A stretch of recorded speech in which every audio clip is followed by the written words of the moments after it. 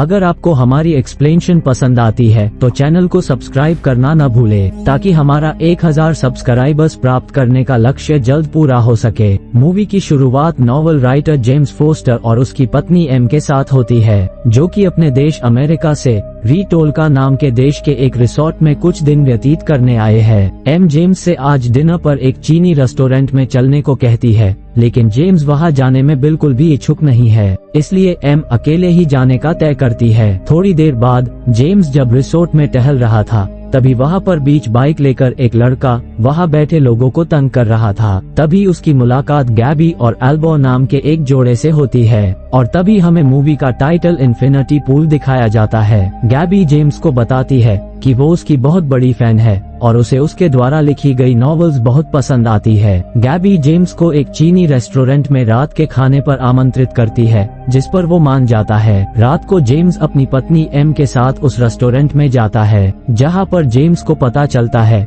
कि गैबी एक commercial actress है, यानी कि वो एड्स फिल्म शूट करती है। यहाँ पर वो जेम्स को अपनी एक्टिंग का नमूना भी दिखाती है, जिसे देखकर जेम्स काफी इम्प्रेस हो जाता है। गैबी जेम्स को बताती है कि वो उसकी अगली नॉवेल का बेसब्री से इंतजार कर रही है और उससे उसकी अगली नॉवेल के बारे में पूछती है। जेम्स बताता है कि वो अपनी अगली नॉवेल पर ही काम कर रहा है और उसकी प्रेरणा लेने के लिए इस जगह आया है। अगली सुबह एम जेम्स को गैबी और एल्बो के साथ रिसोर्ट के बाहर घूमने जाने से मना करती है। वो उससे कहती है कि हम उनसे कल ही मिले हैं और हम उन्हें ठीक से नहीं जानते, इसलिए उन पर इतनी जल्दी भरोसा करके हमें उनके साथ बाहर नहीं जाना चाहिए, क्योंकि ये जगह अपराधियों से भरी पड़ी है जो कि विदेशियों को अपना शिकार बनाते हैं। इस वजह से रिसोर्ट से बाहर जाने की सख्त मनाही है, लेकिन जेम्स कहता है कि वे अच्छे लोग हैं और हर साल यहाँ आते हैं, इसलिए हम उनके साथ सुरक्षित रहेंगे। वे सब एक कार को रेंट पर लेकर वहाँ से जाते हैं और पहाड़ों से होते हुए एक झील के पास पहुँचते हैं, जहाँ पर जेम्स लेटा हुआ गैबी को देख रहा है,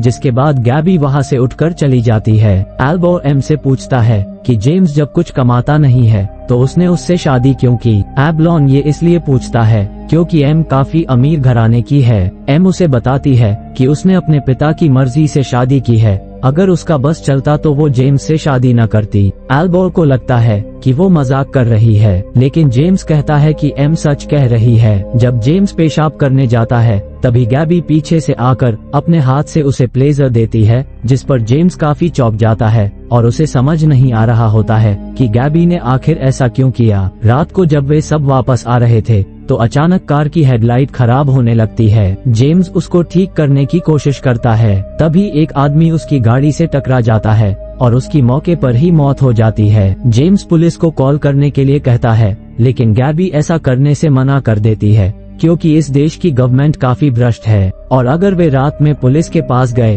तो पुलिस जेम्स और एल्बो को मार कर एम और गैबी के साथ रेप कर देगी, इसलिए वे सीधे रिसोर्ट जाकर कल सुबह देश छोड़ने का तय करते हैं। अगली सुबह पुलिस आती है और जेम्स और एम को गिरफ्तार करके पुलिस स्टेशन ले जाती है। अंदर जाने पर वे दोनों को अलग अलग पूछताछ करने के लिए लेकर जाते हैं। वे जेम्स को एक सफेद रंग का कपड़ा पहनने को देते हैं। थोड़ी देर बाद वहाँ पर एक डिटेक्टिव आता है जो जेम्स से कहता है कि उसकी पत्नी सुंदर है। इस पर जेम्स डर जाता है और अपनी पत्नी के बारे में पूछता है। डिटेक्टिव बताता है कि उसकी पत्नी ठीक है और नीचे वाले फ्लोर के एक रूम में कैद है। वो उसे आगे बताता है कि कल रात जो कार उसने किराए पर ली थी वो उसके अंकल की कार है और अगर वो अपने बयान में उनका जिक्र करेगा तो इससे वो मुसीबत में पड़ जाएंगे, इसलिए वो चाहता है कि वो इस बात का जिक्र न करे। जेम्स कहता है कि इसमें मेरा क्या फायदा होगा। डिटेक्टिव कहता है, तुम्हारे ऐसा करने पर मुझे खुशी मिलेगी और इससे तुम्हें तकलीफ कम होगी, जिस पर जेम्स मान जाता है। डिटेक्टिव जेम्स से पूछता है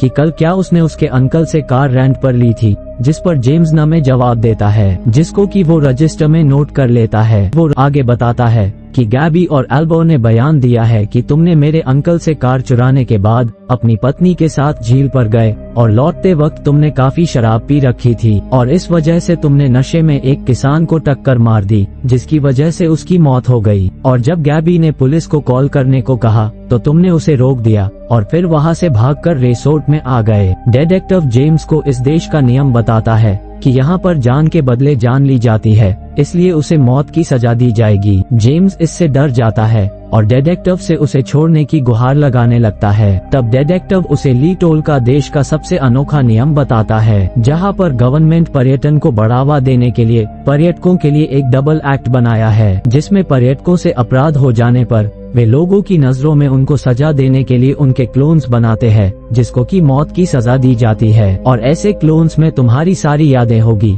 ताकि देखने वाले को लगे कि असली व्यक्ति को सजा दी जा रही है। लेकिन इस डुप्लीकेट को बनाने के लिए भी भारी भरकम राशि चुकानी होगी। दरअसल यहाँ की गवर्नमेंट बहुत ही ज्यादा भ्रष्ट है, इसलिए वो पैसों के लिए कुछ भी कर सकती है। अपनी जान बचाने के लिए जेम्स बिना सोचे समझे एम के सारे पैसे दे देता है, जिसके बाद उसका क्लोन बनाने की प्रक्रिया शुरू कर दी जाती है, जहाँ पर उसका क्लोन बनाने के लिए उसे एक शैल में बंद कर दिया जाता है। तभी वहाँ पर एक अजीब तरीके का तरल भरने लगता है और फिर जेम्स का क्लोन बनना शुरू हो जाता है। जेम्स अपने क्लोन को देखकर काफी हैरान है, क्योंकि वो बिल्कुल हूबहू उसके ही जैसा है। अब यहाँ पर एम और जेम्स को भी सजा देखने के लिए ले जाया जाता है, जहाँ पर किसान का बेटा जेम्स के क्लोन को चाकू से मार डालता है। इस देश का यही नियम है कि सजा पीड़ित परिवार के सदस्यों द्वारा ही दी जाती है। इधर एम ये सब देखकर काफी डर जाती है, लेकिन जेम्स इससे काफी खुश होता है, इसलिए वो अब यहाँ से जाना नहीं चाहता और इस वजह से वो अपने पासपोर्ट खोने का नाटक करता है। एम जेम्स को अकेले छोड़कर जाना नहीं चाहती,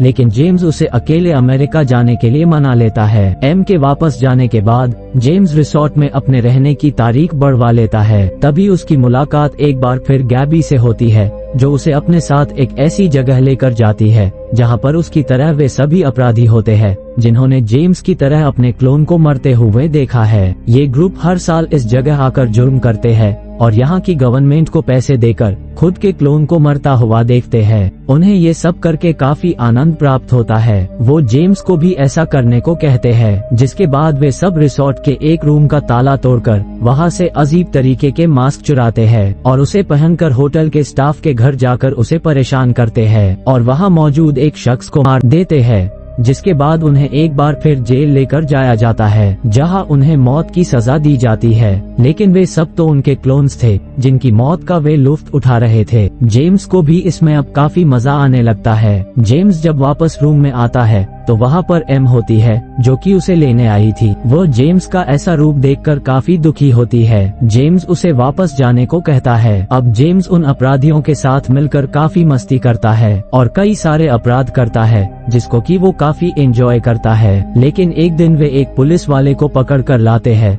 और जेम्स को उसे टॉर्चर करने को कहते हैं। जेम्स भी इसका मजा लेते हुए उसे पहले खूब मारता है और फिर उसके बाद उसके ऊपर पेशाब करता है। लेकिन जब वो देखता है कि ये उसका ही क्लोन है, तो वो डरकर खुद को बाथरूम में कैद कर लेता है। गैबी वहाँ जाकर उसे समझाती है कि उन्होंने गवर्नमेंट को पैसे देकर उसका एक्स्ट्रा क्लोन बनवाया था, ताकि वो उसके साथ थोड़ी मस्ती कर सके। लेकिन जेम्स की अक्ल अब ठिकाने आ गई थी, इसलिए वो अपना पासपोर्ट लेकर वहाँ से जाने लगता है। गैबी अपने बाकी साथियों के साथ उसका पीछा करती है और जेम्स पर शूट करती है, जिससे जेम्स काफी डर जाता है। गैबी उसे बस से उतारकर मीलों पैदल चलाती है। वो उसे बताती है कि उसने कभी भी उसकी कोई नॉवेल नहीं पढ़ी थी, वो बस उसका शिकार था जिसके साथ वो खेलना चाहती थी और चाहती थी कि किसी तरह वो उसे किसी अपराध में फंसा दे जिसमें वो खुद फंस गया। जेम्स किसी तरह उनसे पीछा छुड़ाकर वहाँ से भागता है, लेकिन घायल होने की वजह से एक घर के पास बेहोश हो जाता है। उस घर के लोग उसका इलाज करते हैं और उसे टूरिस्ट बस में भेज देते हैं। लेकिन तभी वहाँ पर गैबी अपने साथियों के साथ आ जाती है